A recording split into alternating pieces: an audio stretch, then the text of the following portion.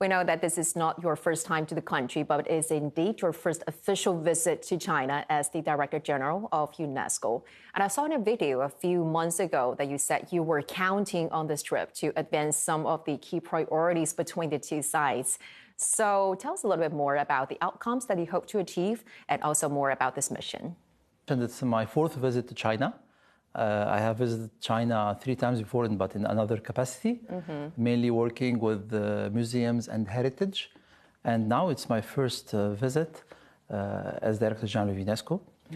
I have been here for 48 hours, but I feel that it has been a while because it was really an extensive program. Since I arrived, I have been to Hangzhou. I visited the West Lake. I saw some of the pictures. You were having fun with... It's an amazing place where I had the opportunity to exchange with people, to see how excited they are, how proud they are in this unique site where there's a dialogue between people, culture, and nature. I'm here to deepen the partnership, the very strong and well-established partnership with China, one of the big partners to UNESCO. And when we deal with China, I think it's beyond a bilateral relationship. We're dealing with the global South. We're working with China in all the fields of competence of UNESCO, in education, science, culture, communication, information. That's right. Since I arrived at UNESCO in November 2025, I'm building a very strong partnership with your permanent delegation at UNESCO, a very active one. That's right. That had the pleasure of attending the opening and the plenary session of the World Digital Education Conference in Hangzhou with other officials from the whole world. We agreed all that digital transformation and use AI is a must, but it must complement what human being is doing.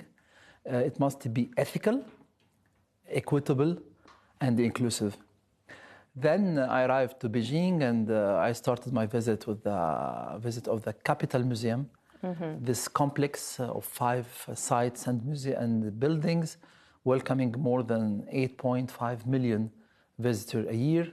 Right. That show that the history of Beijing extends to 3,000 years. It's a place where research, inclusivity, accessibility, exchange, cultural dialogue, exists. It was a very interesting visit. Right.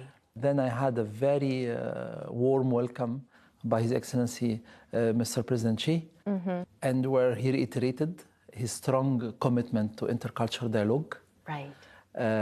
To mutual learning among civilizations, and this resonates what he had said at UNESCO in his historic visit in 2014 to UNESCO in March, which is very aligned with the mandate of UNESCO to build peace in the minds of women and men and to defend peace through education, science, and culture.